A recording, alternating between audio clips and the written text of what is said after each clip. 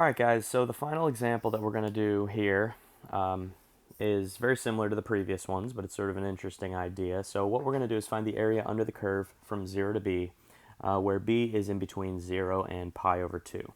And we're going to say that the curve is cosine of x. So this is such that b is in that same interval between 0 and pi over 2. So remember what this actually looks like when we refer to our pictures of the graphs of sine and cosine function. Cosine is a function that is at its maximum at the y-axis. So right there is the point 0, 1, right? This is a cosine curve. And right here, pi over 2 would be the point where cosine becomes negative.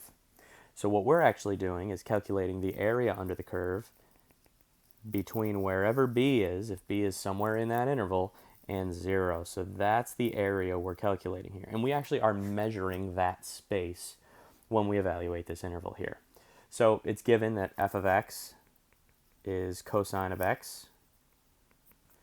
All right, and so from that, we can use the fundamental theorem, and we're going to be using the antiderivative of that function, and the antiderivative of cosine of x would be sine of x. Okay, so we know that to evaluate the integral from 0 to b of cosine of x with respect to x, that's the same thing as calculating the difference in the antiderivative of that antiderivative of b minus that antiderivative of 0.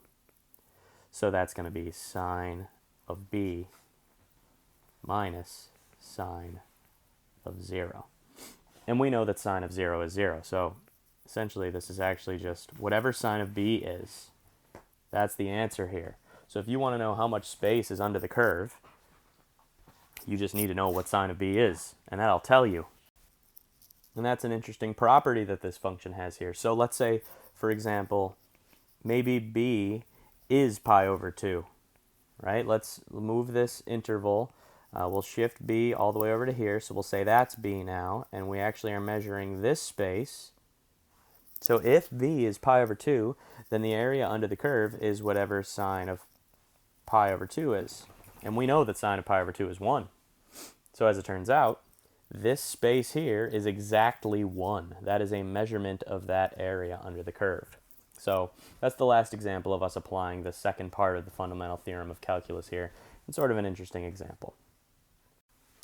Now we're just going to quick recap what is the fundamental theorem of calculus, because this is a thing that comes up pretty frequently, especially when you take calculus 2, calculus 3, differential equations courses. This is the foundation of all of that. So if f is continuous and it is a function on some interval from a to b, then these two things, it turns out, are true.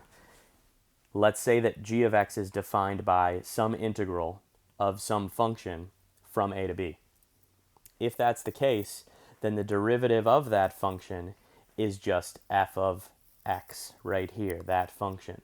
So that's interesting, because if we sort of interpret what that means here, and I'll just try to do that down here, an interpretation of that first part of the fundamental theorem of calculus is to say that the derivative of an integral, say from a to x, of some function is that function. Sort of like those two operations cancel each other out in a way, right? And we've discussed this. Those of you who have met with me one-on-one or through Zoom, we've talked about the idea that when you calculate an integral, you're essentially going up one type of function, right? It's the opposite of taking a derivative, we've found. It's the antiderivative. So we take the antiderivative of this function, but then this is saying to then take the derivative. So if you take an antiderivative and then you take the derivative, you end up back where you started. And that's what the fundamental theorem of calculus states, at least the first part is telling us. So then part 2 is saying that that integral from a to b of some function is equal to the difference in the values of the antiderivative at those two endpoints, as long as f is any antiderivative of the function. It doesn't have to be a specific antiderivative, it can be any general antiderivative. So that is to say that the derivative of this function has to equal that function. So to sort of interpret that, and the big thing that comes out of that is just saying that when I have a function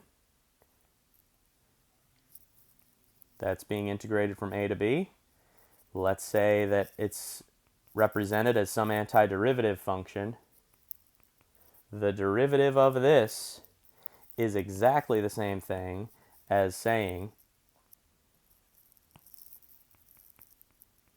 f of a minus f of b, right? Because another way to write that is that f of x is the derivative of big F of x, or in other words, big F of x is the antiderivative of f of x. So in a sense, what we're learning here is that differentiation, taking derivatives, and integration, integrating functions, are inverse processes where one undoes the other, sort of like squaring a function undoes a square root, or dividing undoes multiplication. In those ways, these operate as inverse processes.